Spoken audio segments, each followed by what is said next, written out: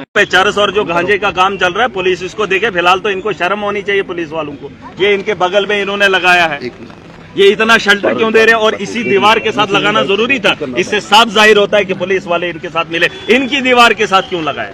Sir अड्डा लगाने के लिए यही जगह थी, यही जगह थी। क्या दुकान नहीं खरीदी जा सकती थी? अगर इसको ऑफिस खोलना है, दुकान नहीं ली जा सकती है? नहीं, आप मुझे बताइए, दुकान नहीं ली, सिर्फ पुलिस की दीवार के साथ ये नोक की नोक लगा के रखेंगे और बताएंगे हमने खरीद के रखा है सबको। और इस किस्म का माफिया मुझे चाहिए?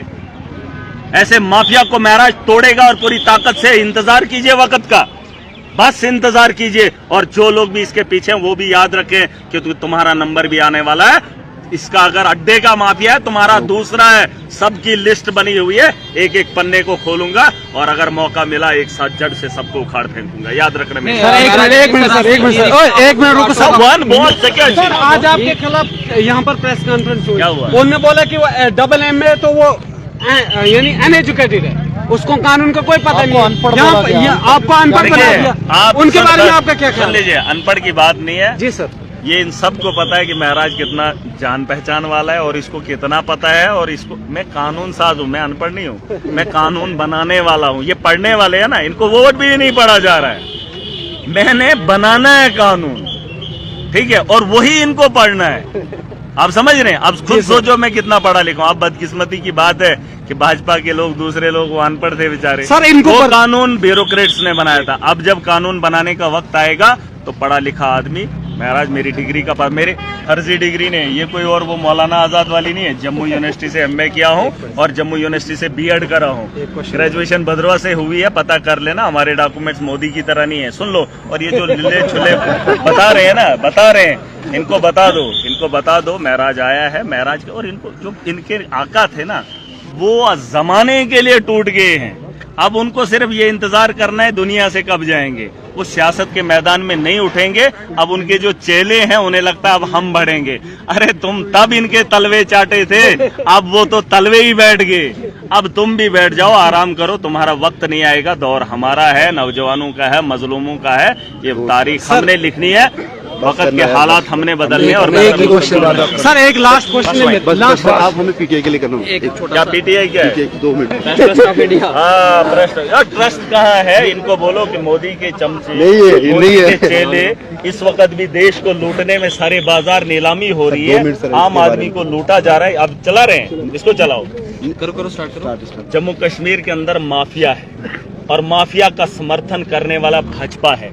मोदी के तर्ज पे चलने वाले उसके चेले जो भारतीय जनता पार्टी के यहाँ जम्मू कश्मीर के अंदर MLA हैं, जिसमें डिस्ट्रिक्ट डोडा आता है, रेप का माफिया है, एजुकेशन का माफिया, एक आम आदमी को लूटने में कोई भी कसर नहीं छोड़ी है।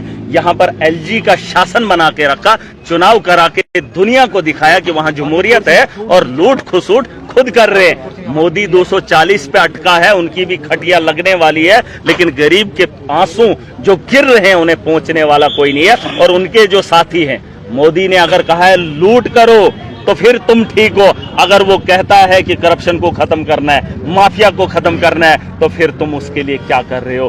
डोडा के अंदर अगर लूट हो रही है, एविडेंस है, पुलिस इनकी है इस वक्त, एडमिनिस्ट्रेशन तो हमारे हाथ में, इनको लगता है अभी हम नहीं है, लेकिन वक्त ये दिल्ली नहीं है, ये जम्मू कश्मीर है। इनको लगता है बिजनेस रूल आएगा, फिर इन्हें पता चलेगा लूटने के लिए कोई बिजनेस रूल नहीं है, माफिया के लिए कोई बिजनेस रूल नहीं है।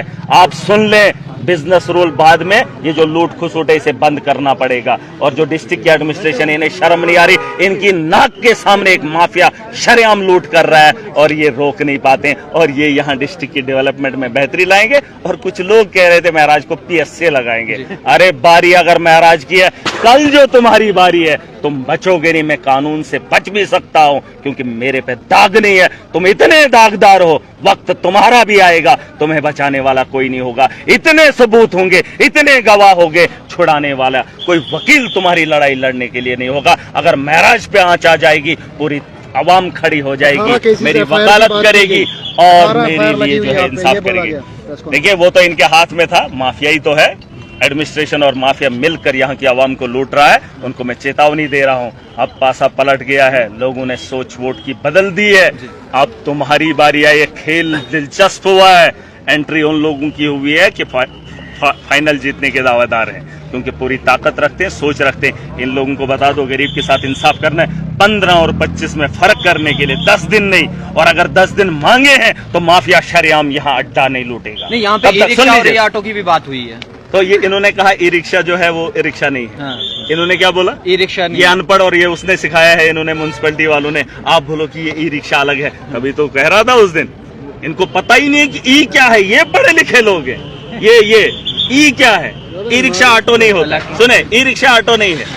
ये जाहिलों की जमात बैठी हुई है, और इस ई रिक्शा को समझने के लिए एडमिनिस्ट्रेशन ने 5 आदमियों की कमेटी बनाई है, और उस 5 आदमियों को समझना है कि ई क्या है, और 15 रुपए क्या है, और 25 रुपए क्या है। इसके लिए 10 दिन, और ये चलाएंगे डिस्ट्रिक्ट को। और महराज ने अगर रास्ते में इसका पता कर लिया और इनको रास्ते पे लाने के लिए पूरा तामझाम बनाओ, तो देर इनको इतनी क्यों करनी? अरे डिस्ट्रिक्ट को चला रहे हो, माफिया को तो रोक लो। शायद अभी तक उखाड़ा नहीं गया है।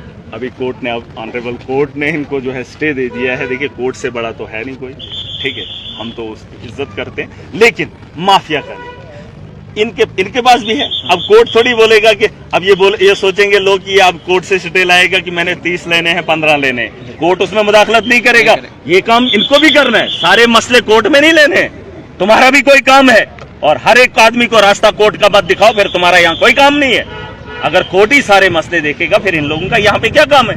म्युनिसिपैलिटी वालों ने वो कानून बनाया, उस कानून पे कार्रवाई यही लोग करेंगे। और इन्होंने कहा है ओवर चार्जेस अगर एक बार पकड़ा गया 5000, और मैंने उसका हिसाब बता दिया है इनको।